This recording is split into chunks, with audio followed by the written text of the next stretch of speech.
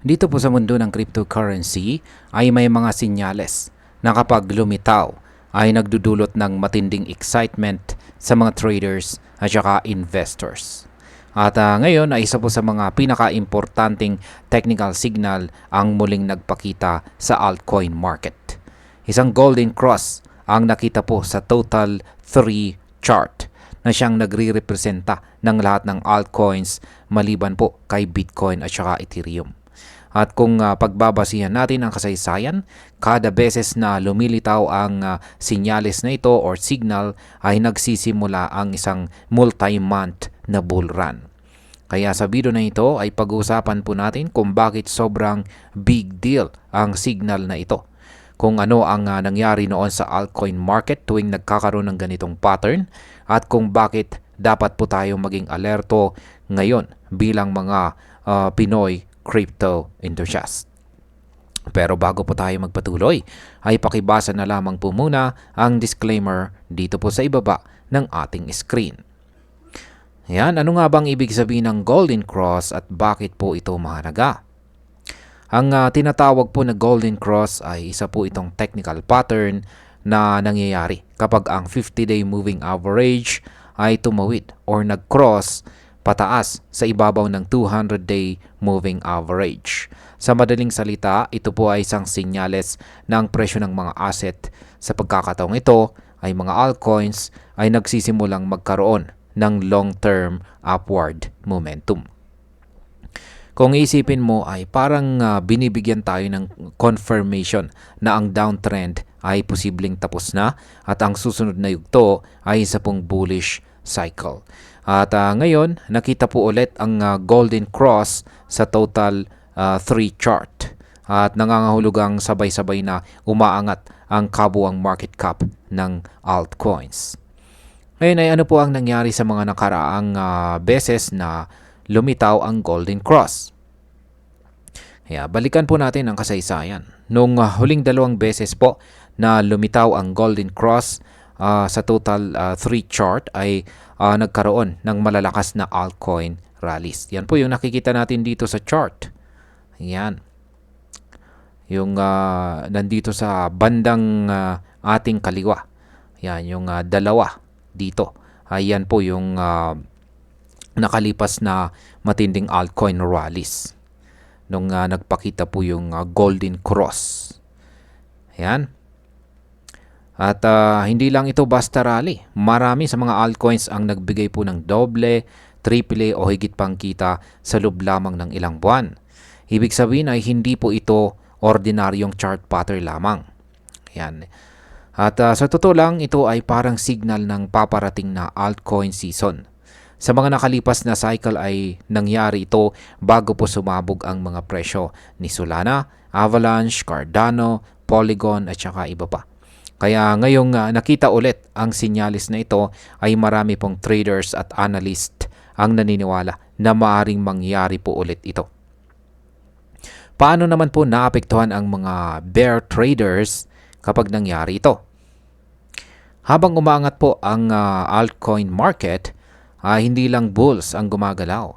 Ang mga bear o ang mga nagsushort ng market ay unti-unti pong nalulugi dahil sa tinatawag na liquidation. Kapag ang presyo po ay patuloy na umaangat, ay napipilitan po ang mga bears na isara ang kanilang mga position na may matinding pagkalugi. Sa madaling salita ay posibleng magkaroon ng short squeeze na magtutulak palalo ng presyo pataas. Dahil dito ay mas lumalakas po ang upward momentum at parang domino effect ang nangyayari. Mas marami pong naiipit na bear traders at mas mataas ang chance na biglang mas mataas po ang chance ng biglang pagtaas ng mga presyo ng altcoins. Ano naman po ang pwedeng asahan natin sa mga susunod na buwan kung sakaling totoo nga ang bull run na ito? Yan, kung uulitin po ng market ang kasaysayan, ay posible pong magkaroon tayo ng multi-month bull run kung saan ang altcoins ay magbibigay ng mas mataas na percentage gains kumpara kay Bitcoin. Sa mga ganitong cycle ay mas mataas po ang paggalaw ng altcoins dahil mas mababa ang market cap ng karamihan sa karamihan po sa kanila kumpara sa mga major coins tulad ni Bitcoin at Ethereum. Kaya naman marami pong traders ang unti-unti nang bumibili ng altcoins bago pa tuluyang sumabog ang presyo.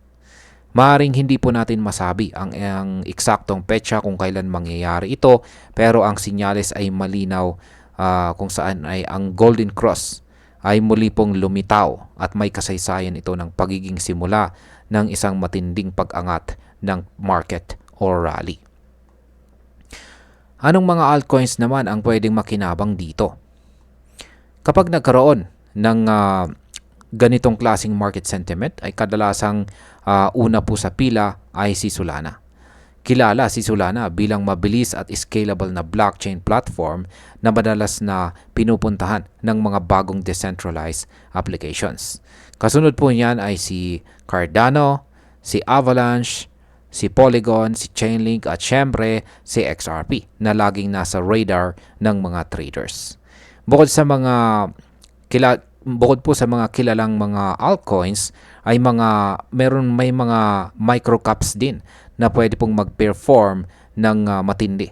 Pero tandaan po natin, mas mataas ang risk sa mga microcaps kaya importante po ang tamang risk management.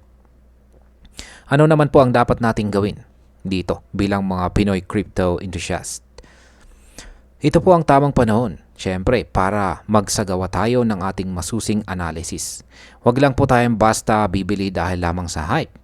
Suriin po natin ang fundamentals ng altcoins na iniisip mong bilhin at alamin kung ano ang role, kung anong role ang ginagampanan ng project sa loob ng blockchain ecosystem.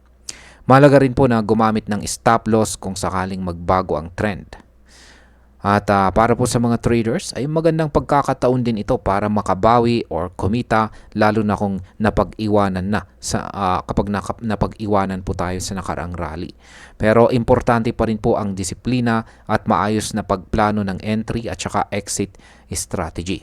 Huwag po tayong magpapadala sa emosyon. Yan at kung tuluyan pong mangyari ang multi-month bull run ay posibleng magkaroon tayo ng panibagong crypto boom kung saan ay maraming Pinoy ang muling papasok sa market. Ito rin ang pwedeng magbukas ng mas maraming oportunidad sa trading at saka long-term investing. Pero dapat na maging maingat pa rin po at wag po tayong basta-basta sumabay kung wala pang sapat na kaalaman. Magandang panahon ito para pag-aralan po natin kung paano po magbasa ng mga technical indicators tulad po ng moving averages, RSI at saka volume. Dahil kapag marunong po tayo sa technical analysis ay mas malaki po ang tsansa na mauna tayo sa pagpasok at paglabas ng market. At bilang panghuli, para sa akin ay malinaw na ang sinyalis ay hindi po dapat baliwalain. Ang Golden Cross ay isa pong makasaysayang indicator na maraming beses nang napatunayan ang bisa nito. Ngunit kahit na bullish po ang signal ay dapat pa rin itong sabayan ng maayos na disiplina at risk management. Hindi po ito garantiya na lahat ng altcoin ay aangat, pero ito ay matibay na batayan ng possible na reversal ng market trend. Kung ikaw po ay isang long-term investor ay magandang oportunidad ito para mag-accumulate habang hindi pa gaanong mataas ang presyo. At kung ikaw naman ay isang trader ay kailangan mo ng maging alerto at handa sa mga mabilis na galaw sa market. At hanggang dito na lamang po tayo sa video na ito mga ka-crypto. Marami pong salamat sa panonood. Ingat po tayo lagi at God bless po sa ating lahat.